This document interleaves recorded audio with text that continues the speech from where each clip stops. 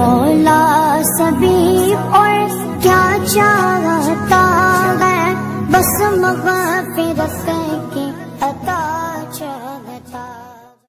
تمہاری بچیوں کو اور اس میں آزمائش تھی تمہارے رب کی طرف سے بہت بڑی، اور یاد کرو جس وقت کہ چیر دیا ہم نے تمہارے لیے سمندر کو، پھر نجات دے دی ہم نے تم کو، اور غرق کر دیا ہم نے فرعون والوں کو، اور تم دیکھ رہے تھے۔ سورہ الجاس یہ دو آپ حضرات کے سامنے پڑھی اور ترجمہ کیا ہے۔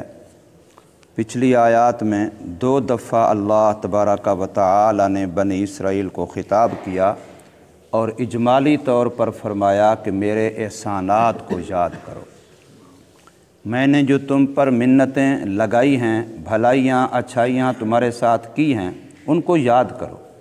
میں نے عرض کیا تھا کہ اللہ کے احسانات کو یاد کرنا، اس کا فائدہ یہ ہوتا ہے کہ دین پر عمل کرنا آسان ہو جاتا ہے۔ جب بندہ بار بار سوچتا ہے کہ میرے اللہ کے مجھ پر کتنے احسانات ہیں، کتنے اس کی نعمتیں ہیں کھانے کی پینے کی جو ہم استعمال کر رہے ہیں، اور بن مانگے اس ذات نے دی ہیں، جب بندہ اس چیز کو سوچے گا، بار بار سوچے گا، تو اس سے اللہ کی محبت پیدا ہوگی، اور محبت سے پھر محبوب کا کہنا ماننا بالکل آسان ہو جاتا ہے۔ اس پر عمل کرنا کہ اللہ نے فلاں چیز کا فرمایا اور وہ میرا محبوب ہے، وہ میرا منعم ہے، اس نے میرے اوپر بڑے احسانات کیے ہیں، لہٰذا اس کا کہنا مجھے ماننا چاہیے۔ عقل انسان کو مجبور کرتی ہے، فوراً بندہ اللہ کے اس حکم کو مان لیتا ہے، تو اس کا نتیجہ یہ نکلتا ہے کہ شریعت پر عمل کرنا اس کے لیے آسان ہو جاتا ہے۔ اجمالی طور پر تو اللہ نے فرما دیا میرے احسانات، میری نعمتیں جتنی میں نے تم پر کی ہیں سب کو یاد کیا کرو۔ اب یہاں سے اللہ تبارک و تعالی بنی اسرائیل پر کی ہوئی کچھ نعمتوں کی تفصیلات بتلاتے ہیں۔ ان میں سے پہلی نعمت اللہ تبارک و تعالی نے یہ بیان فرمائی کہ اللہ نے تمہیں تمہارے دشمن سے محفوظ رکھا، بچایا۔ اب اس محفوظ رکھنے اور بچانے سے کیا ہوگا؟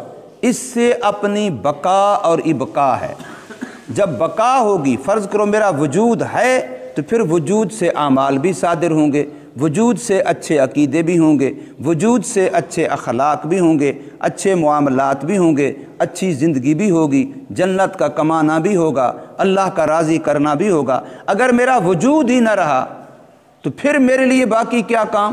کچھ بھی نہیں ہو سکے گا۔ اس لیے فرمایا سب سے پہلی منت اور احسان جو اللہ نے بنی اسرائیل پر جتلائی ہے وہ یہ کہ تمہارا دشمن بڑا طاقتور تھا، وہ اپنے آپ کو رب الاعلیٰ کہہ رہا تھا، خدائی دعوے کر رہا تھا، اور ایسا خدائی دعوے کہ گویا اس کی تک فلک نہیں پڑتی تھی، میں ہی میں والی بات تھی، لیکن اللہ نے اس کو تمہاری آنکھوں کے سامنے اپنی ایک بے جان مخلوق پانی میں ڈبکیاں دے دے کے غوطے لگا لگا کے اس کو مر دیا، اور تمہاری آنکھوں کے سامنے۔ دشمن کا مرنا الگ نعمت ہے اور آنکھوں کے سامنے مرنا الگ نعمت ہے، اس بے بسی کے عالم میں مرنا الگ نعمت ہے، اور تمہارا بچ جانا یہ الگ مستقل نعمت ہے۔ اور اتنا خطرناک دشمن تھا کہ جو بھی تمہاری اولاد نرینہ پیدا ہوتی وہ اس کو قتل کر دیتا، تمہاری خاندان، تمہاری نسل کا آگے بڑھنا، باقی رہنا یہ اس کو برداشت نہیں تھا۔ ہاں تمہاری عورتیں، بچیاں جو پیدا ہوتی ان کو چھوڑ دیتا۔ اس میں ایک تو یہ کہ اس کو ڈر نہیں تھا، خطرہ نہیں تھا، اور دوسری بات یہ کہ ان سے کل کو گھروں کے کام کاج لینا، ان کو بلا تنخواہ نوکرانیاں میسر آ جاتی تھیں، اس میں ان کا یہ فائدہ تھا۔ تو اللہ تبارک و تعالی نے یہاں سے اپنے انعامات کی تفصیل بیان فرمائی ہے بنی اسرائیل کے لیے۔ وَإِذْ نَجَّيْنَاكُمْ، اور یاد کرو اے بنی اسرائیل تم جب نجات دے دی ہم نے تم کو، بچا لیا ہم نے تم کو، من آل فرعون، فرعون والوں سے، فرعون کے کارندوں سے، فرعون کے ارکان حکومت سے، फ़िरौन के वज़ीरों मुशीरों से, फ़िरौन के हम नवाओं से, फ़िरौन के ख़यालात रखने वालों से जब हमने तुमको बचा लिया, उनका पहला काम ये था यसूमूनकुम सूअल अज़ाब, पहुँचाते थे वो तुमको बुरा अज़ाब, ऐसा अज़ाब जो अक़ल के लिहाज से भी बुरा, शरीयत के लिहाज से भी बुरा, इंसानियत के लिहाज से भी बुरा, किसी लिहाज से भी उसको करीने कियास अच्छा नहीं कहा जा सकता था। यसूमूनकुम, चखाते थे, पहुँचाते थे वो तुमको सूअल अज़ाब, बुरा अज़ाब, ऐसी तकलीफ़ जिसके साथ साथ शर्मिंदगी, रुसवाई, जिसके साथ साथ बेइज्जती, जिसके साथ साथ इंसान की ज़हनी कोफ्त, ये भी थी। उसकी शक्ल ये थी युज़ब्बिहूना अबनाअकुम, ज़बह कर देते थे वो तुम्हारे लड़कों को, बच्चों को। बाज़ तफसीरों में ये लिखा है कि उस वक़्त के काहिनों ने, जादूगरों ने, मुख्तलिफ़ किस्म के लोगों ने फ़िरौन के जहन में ये बात डाल दी थी कि बनी इसराइल में एक ऐसा बच्चा पैदा होगा जो तेरी कुर्सी के लिए ख़तरा बनेगा। और कुर्सी, ये इन कुर्सी वालों को बड़ी प्यारी होती है। जान तो चली जाती है पर कुर्सी की जान नहीं छोड़ते। कुर्सी पर मौत तो आ जाती है लेकिन उसकी जान इज़्ज़त से छोड़ते नहीं हैं। तो फ़िरौन को भी जब ये ख़तरा हुआ, अच्छा इन्हीं की नस्ल में, इन्हीं की औलाद में एक ऐसा बच्चा पैदा होने वाला है जो मेरी हुकूमत के लिए, ममलकत के लिए, इक़्तिदार के लिए, मेरी शान व शौकत के लिए ख़तरा बन जाएगा, तो उसने आर्डर दे दिया कि जो बच्चा भी बनी इसराइल में पैदा हो उसको फ़ौरन ज़बह कर दिया जाए, इनकी सरे से नस्ल बाकी रहने न दी जाए। बाज़ रिवायात में लिखा है कि 80,000 बच्चा उसने ज़बह कराया इसी अपने इक़्तिदार के ख़तरे की, वामी ख़तरा, माज़ी के इम्कान था शायद कोई ऐसा हो जाए। तो आप अंदाज़ा लगाएं कि ये जो हुकूमत वाले होते हैं ये अपनी हुकूमत को बचाने के लिए अवाम के कितने खैरख़्वाह होते हैं। इससे इंसान सोच सकता है ना कि अपनी कुर्सी इनको कितना अजीज़ होती है और अवाम के बच्चे इनको कितना अजीज़ होते हैं। अवाम का खून नहीं, उनकी इज़्ज़तें तार तार हो जाएं, उनकी नस्लें बर्बाद हो जाएं, इनको कोई परवाह नहीं है। एक ही फ़िक्र है कि हमारी कुर्सी बच जाए, चाहे वो अमेरिका की ग़ुलामी से बचे, चाहे वो बरतानिया के कदमों में झुकने से बचे, चाहे वो किसी और का सलाम करने से बचने। पूरे मुल्क को IMF के हवाले करना पड़े तब, कुछ और करना पड़े तब, पकड़ पकड़ के अपने मुल्क से बच्चियां देनी पड़ें तब, और अगर नौजवान बच्चे और मुजाहिद देने पड़ें तब, सब कुछ कर गुजरेंगे सिर्फ अपनी कुर्सी बचाने के लिए, लेकिन बचनी फिर भी नहीं है। ये उनकी खाम ख्याली है, बचनी उनकी कुर्सी फिर भी नहीं है। जो इनकी कुर्सी बचाने वाले थे वो खुद अपनी कुर्सी न बचा सके अफ़गानिस्तान में, तो इनकी क्या बचाएंगे। तो अल्लाह फरमाते हैं कि वो ऐसा करते थे कि युज़ब्बिहूना अबनाअकुम, ज़बह कर देते तुम्हारे लड़कों को, व यस्तहयूना निसाअकुम, और ज़िंदा छोड़ दे तुम्हारी बच्चियों को, औरतों को, कि भी कल को हमारे बिला तनख्वाह मजदूरी भी करेंगी, घर के काम काज भी करेंगी, और साथ ये कि उनसे कोई ख़तरा भी नहीं है। वफ़ी ज़ालिकुम बलाउम मिर रब्बिकुम अज़ीम, और इसमें तुम्हारे लिए बड़ी आजमाइश थी। हर मुसलमान की, ईमान वाले की आजमाइश दो तरह होती है, एक सब्र की शक्ल में और एक शुक्र की शक्ल में। ये दोनों आजमाइश हैं। अब यहाँ पर एक उनके लिए दुश्मन का मरना था, इस पर उनके लिए शुक्र था, और एक अपनी जानों का बचना था, ये भी उनके लिए शुक्र था, और एक उनके बच्चों का ज़बह होना, ये मामला था, इब्तिला था, ये उनके लिए सब्र का मामला था।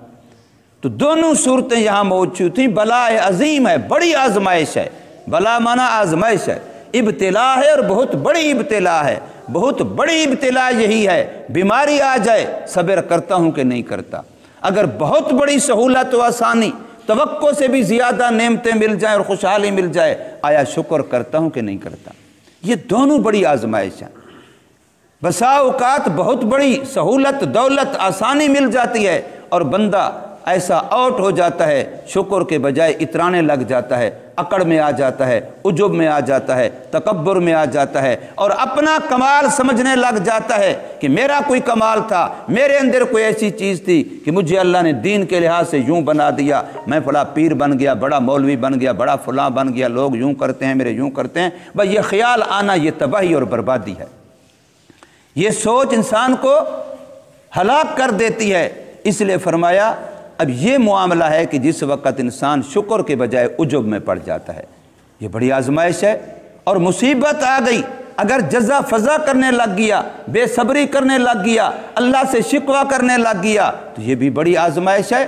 اس حال میں صبر کرنا ہے، میرا اللہ تو جس حال میں مجھے رکھے میں اسی حال میں تیرا ہوں، میں تیرا ہوں، تو جس حال میں خوش ہے میں اسی حال میں خوش ہوں، مجھے کوئی گلہ نہیں، کوئی شکوہ نہیں، جو تو نے دیا ہے یہ تیرا ہے، جو تو نے لیا ہے وہ بھی تیرا ہی تھا۔